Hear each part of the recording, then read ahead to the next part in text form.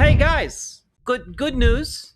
Good news. A judge has ruled on the deployment of the National Guard by Donald Trump in a federalized capacity, and it turns out that was illegal and violated the tenth Amendment, of the Constitution. So, it's unconstitutional and illegal.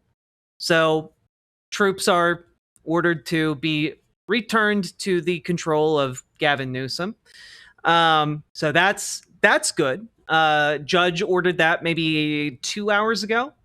It'll be interesting to see kind of what happens from there. I don't really know what that process is. And the Ninth Circuit has now stayed that ruling. My God, that Ninth Circuit overrule. Jesus, just take a look. 45 minutes ago, Trump can keep National Guard deployed to Los Angeles for now. Appeals court rules. What a dipshit country we have, What a dipshit country. U.S. Appeals Court on Thursday allowed President Donald Trump to maintain his deployment of National Guard troops in Los Angeles amid protests over stepped-up immigration enforcement, temporarily pausing a lower court's ruling, blocking the mobilization. Ninth U.S. Circuit Court of Appeals decision does not mean that the court will ultimately agree with Trump, but it means he will maintain a command of the Guard for now, which, again, that's some stupid shit. That's some stupid shit, ain't it? Don't pretend like this matters.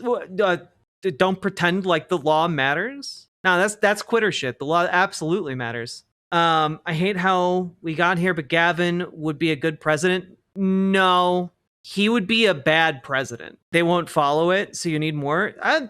By and large, they are following it maliciously, but they are following it. Between this and largely allowing Trump's gutting of refugee resettlement, the Ninth Circuit really has done a stellar job placating the ghoul in chief. Yeah, no kidding. Or say they'll facilitate? Well, guess what? They did bring him back. It turned out once they got threatened with sanctions in court over not returning Kilmar Abrego Garcia, miraculously they pulled a bunch of bullshit charges out of their ass and brought him back. They brought him back, and the charges are insubstantial, but now they need to give him that due process, don't they? I'm sorry, it's bizarre to me on a daily basis to be advocating that political pressure works and that actually, the law can be a form of that political pressure, and that people just go, no way that could possibly work. And then it regularly does. It's crazy.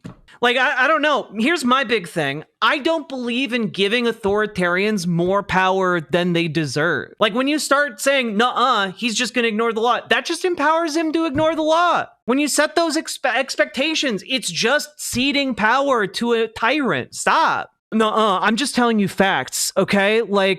Donald Trump's bicep is bigger than the moon. It's bigger than the moon, guys. There's no point even trying to arm wrestle him. Sure, he might be a bajillion years old, but his bicep can block out the sun. Okay, don't even try to arm wrestle him. Don't even try. It's pointless. It's pointless. He's so big and strong. Did you see the picture that they posted of him on May 4th?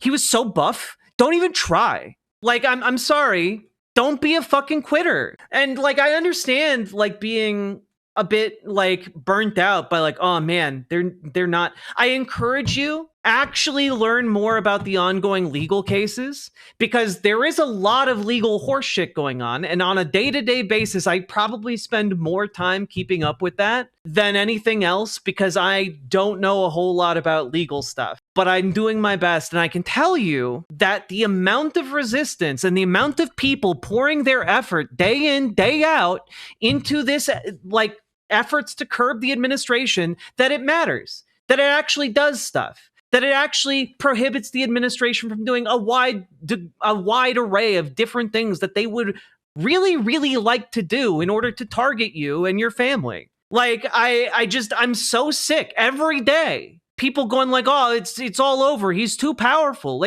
That's just not true. I don't know. It's bizarre to me to see this much ground to a bajillion-year-old man who's too tired to get through a full set of sentences. We lawyers have to try. The courts won't save us, but they aren't powerless. Yeah, that's the entire thing, right?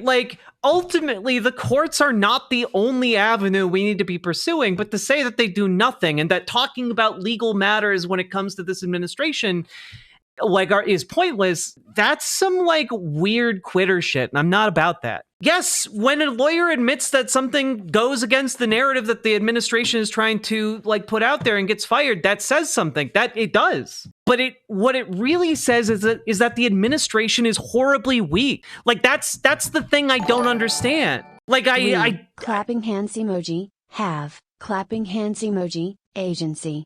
It's true, Comrade Girl. Thank you for the $5 super chat. But like, that's what I don't understand, right? Like, if you're like, well, look, if they say the wrong thing, they'll get fired. It's like, yeah, that's weakness. That is a weakness. That is not strong. That is not strength. That is the administration felt so threatened by one guy saying the wrong thing that made them look bad that they had to fire him. They fired him for telling the truth, but no one knows or cares. I literally talked about this on my show. Like, I don't know, like, what do you want from me? All I'm telling you is that, like, legal shit matters. Stop it. They're evil, but also extremely stupid. Yes. Yes, they are. Coming in late because of work. Did you see the Senator Padilla being cuffed and dragged away from Noam's press conference? I did see that, yeah. My thing is, when is the other shoe going to drop? He's been at this for 10 years, and Merrick thought it would be rude to prosecute. Well, yeah, what we need to do is we need to get more people who are actually going to do shit into government. You need to get better politicians into government. You need to like unshitify the Democrats. Like we just need people who are willing to fight and who are willing to like actually hold people to account. Because you know what, I see Chuck Schumer saying this all the time. Oh, we're gonna hold them to account. We're gonna figure this out. We're gonna do this. We're gonna figure it out. It's we're gonna hold them to account, and then they don't ever. Because they're weak and they're feckless. And the vast majority of them would rather just have, frictionless primary seasons. But they can't have those anymore. We must deny those to them. Their incompetence is what will sink them. It's also what's keeping them from being successful in turning the U.S. into the Christian nationalist dictatorship. Small wins are still small wins. True. I've been working on resisting. Hell yeah. Well, it sucks that he's being allowed to maintain control of the National Guard. But I guess it's also very funny because I think anyone in the military who wants to do his bidding is going to quickly find out that they have to sleep on the ground with no accommodations or funding for their deployment, which is exactly what's happening. The National Guard has been forced to sleep on the ground.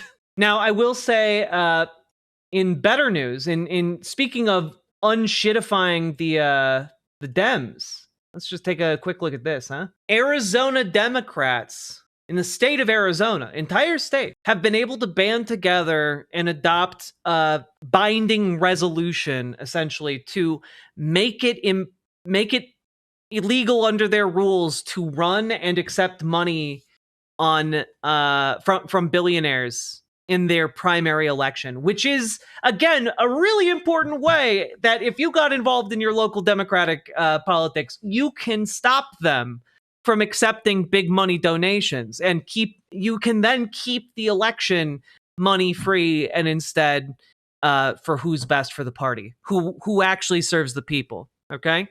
Kai Newkirk, co-chair of our Progressive Council. I just want to thank everybody because today Arizona Democrats made history. We are the first state party to commit to banning billionaires and corporations from buying our primary. And all of us who worked on this, we're excited to work with everyone in the committee process to bring in all the voices of all the stakeholders to get this policy right and bring it back in September. Thank you all. Let's get it done. Thank you. Like that's the kind of reform I want to see. I want to see like so much more of that. Let's bring actual democracy back to our, republic. Look at all those empty seats. You can fill them. Yes, exactly. You just need to show up. Literally, like 90% of political change is just showing up. Just show the fuck up. Also, Derf Parade, you need to like chill out. You need to like chill out, okay? You're like hyperventilating and like tilting at windmills. You gotta chill. You're like ranting and raving about how like, oh, well, because, oh man, what one guy lost his job. And you seem to think that we're all denying that like a Trump administration guy didn't lose his job. We all understand what happened. We understand the order of operations here. You just, I guess, aren't listening or capable of listening to what I'm saying. So take 10 minutes, chill out, and come back. CN Star Buddies, you're doing all right. You're doing great. Riverboat Jack for office. I don't know that I want to be a politician. I don't know that I'd be a good politician. Like Zoran Mamdani is excellent. I don't know that I would do a super great job. Maybe I just got to cook some more in the online media space. Also, just another shining light of good news. Let's just take a look here at Kat Abu Ghazaleh on Democrats with Jen Psaki. And I hate that Jen Psaki has her own show, but you know what? That's just life here in America. You could just carry water for a dog shit administration and get a media job. No problem. It's A-okay. With Jeffrey Epstein yesterday. That was just yesterday, everyone. Democrats did something. Today, Democrats on the House Oversight Committee sent a letter to Attorney General Pam Bondi and FBI Director Kash Patel. They wrote, "We write with profound alarm at allegations that files relating to convicted sex offender Jeffrey Epstein have not been declassified and released to the American public because they personally implicate President Trump. We ask that you immediately clarify whether this allegation is true and respond to this letter with the requested information and documentation." No response so far, as you might expect. But this type of pressure is not something you see every day from Democrats. And if anything, it's hard to say it's not aggressive. It's definitely aggressive. Joining me now is a member of the House Oversight Committee, Democratic Congresswoman Melanie Stansberry.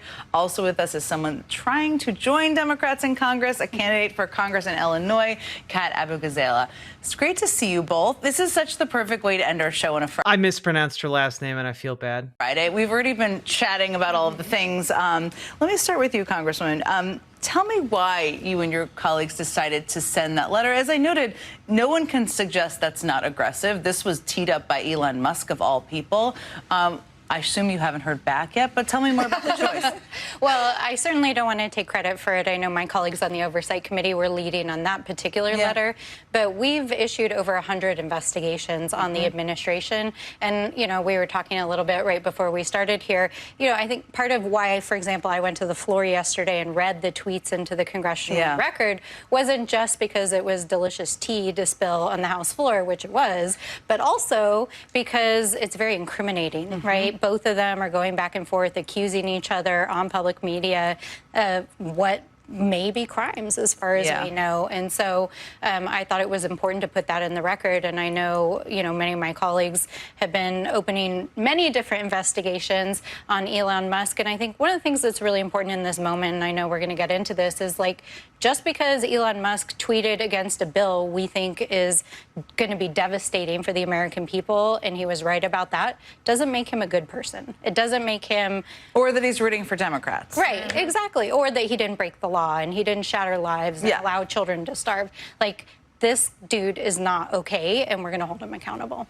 Yeah. I wish that were true. That's an interesting, because nobody really knows where Elon Musk is at this point. Politically, who knows? I'm sorry, what do you mean? We don't know where he is.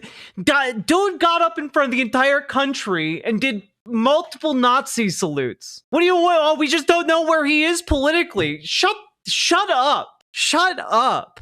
He's not with Trump doesn't mean he's not aligned with a lot of the things.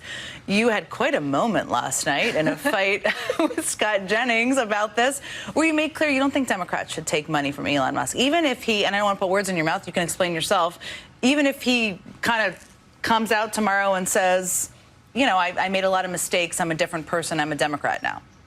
Yeah, I mean, I think you have this moment where we're thinking, like, we want to reach other voters and we want to reach people, especially as Trump is hurting so many people across the political spectrum.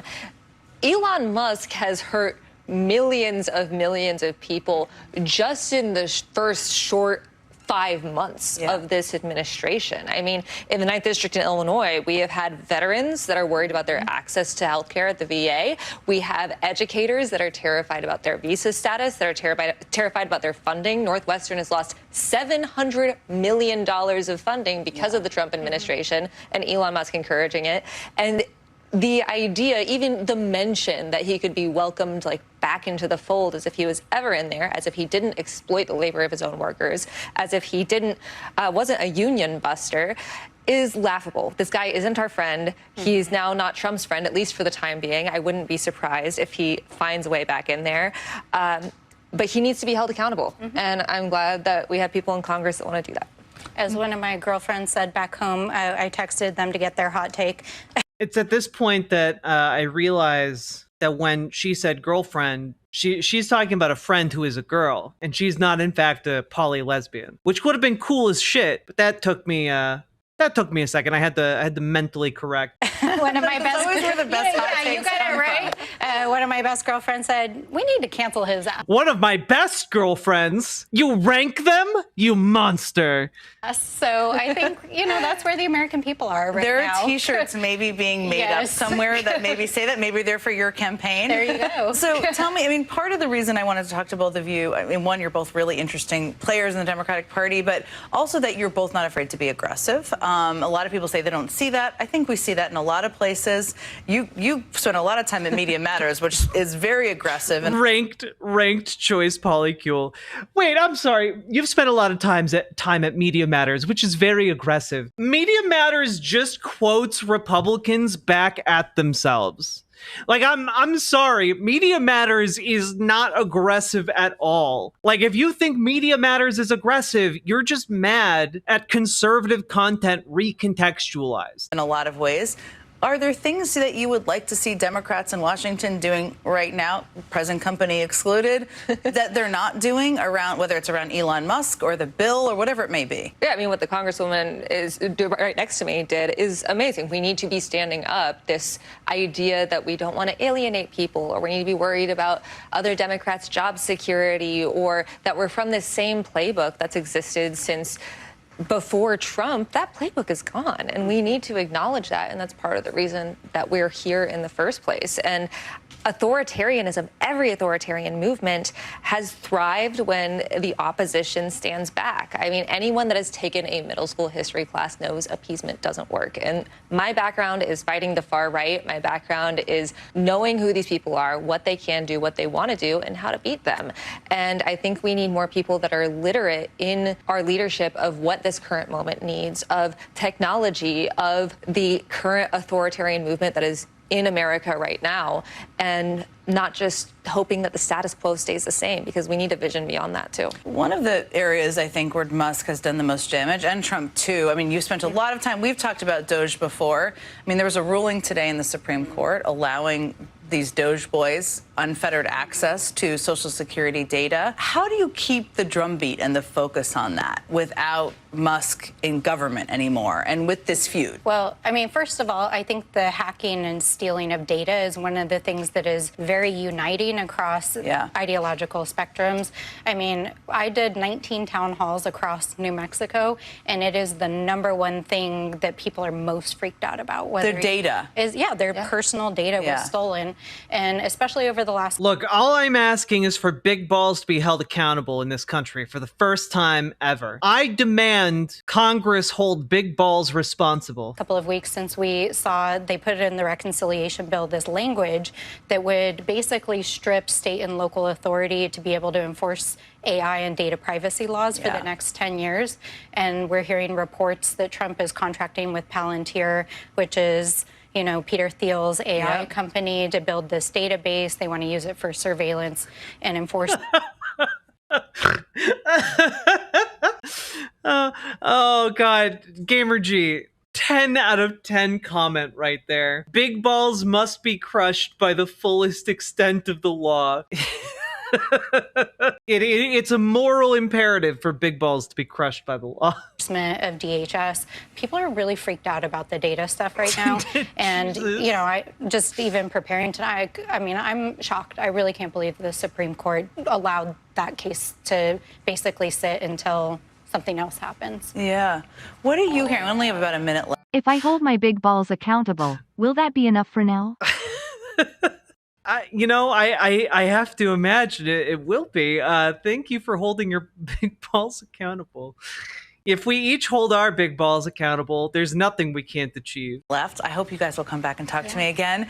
When you were out there, because you're campaigning a lot, you're talking to people all the time. What are you hearing most from them about what they're most concerned about the damage of the Trump administration and Elon Musk, too? Yeah, they're terrified of the fall of democracy, and they're terrified that politicians don't actually want to help them, that it's the same old, same old. I mean, my campaign, we're focused on spending our money on, like, mutual aid, reaching out to people, making things accessible.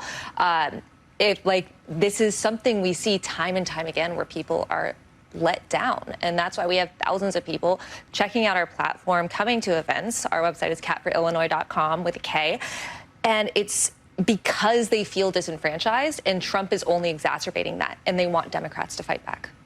Thank you. And one of the great things about her campaign is that because she's running unopposed in the primary so far, her campaign has been mostly like funding local like events to better the community. Cat Abugazela promises to stomp on big balls until justice is served or he learns to like it. Nah, we need justice served. No other asterisks. Oh God, Paladin, thank you for the $5 dono. Yeah, Kat is doing some excellent work. I briefly talked with her maybe like 2 years ago. I'm somewhat upset that the U.S. is culturally appropriating my hometown and having its own big balls. Wait, what are the big balls in your hometown, Salmon Moose? There's an Australian big balls? Rundle Mall. Things to do. The Mall's Balls. The Spheres, affectionately titled The Mall's Balls by locals, is Rundle Mall's most iconic artwork. Oh, scroll down. I'm afraid. Made from a pair of larger-than-life stainless steel spheres sitting atop one another, the artwork measures just over 4 meters tall and was brought to life by Vienna-born artist Bert Flugelman. Flugelman always wanted the artwork to be interacted with. Jesus Christ. That's why I like it. Kids go for it. They touch it, smear it, and become part of it. Everybody can respond to it. After we put it up on the Sunday afternoon, I went back on Monday to watch community responses to it. A very little old lady came walking up to it and looked at it, and then she opened up her handbag and took out her hand handkerchief and blew on the work and wiped it. I thought it was wonderful. I thought, that's all right. It worked. Jesus Christ. I needed them to touch my balls to know that they liked them. Oh my God. Oh fuck. You'll often see kids playing with the artwork's reflections. So you're telling when you visit Adelaide, you go see the big balls and then go to the rest of the Grundle? Paladin, thank you for the $10 dono. The Grundle. No. It's Rundle Mall. Rundle Mall. No G in there. No grundling. It's only rundling. Oh God.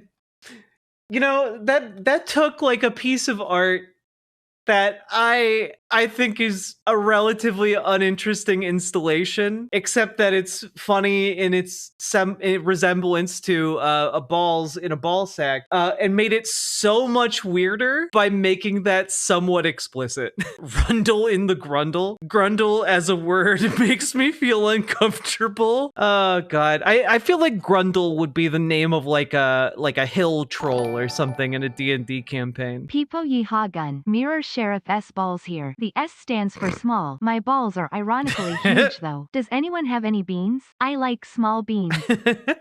Trains and bullshit. Thank you for the $5 dono. Oh God, ain't that the Banjo-Kazooie witch? I don't remember what her name was. No, her name was Gruntilda or something like that. Grunty. In order to find Grendel, you have the Grendel monster. You have to track down her estranged brother, Grundle. He lives in a van down by the river. You must convince him to give up Grendel's location. He likes beer. Big Balls is found guilty and sentenced to high heel crushing. Oh, Alexa Crab, thank you for the $5 dono. I appreciate you guys a lot. Riverboat Jack is going to town. All the viewers gather round. Twitch and YouTube is where she streams. All that content is bursting the seams. Politics, gaming, and plenty more. Her sense of fashion you'll adore. So grab your stuff and hop aboard. We're going straight to Jack's Discord.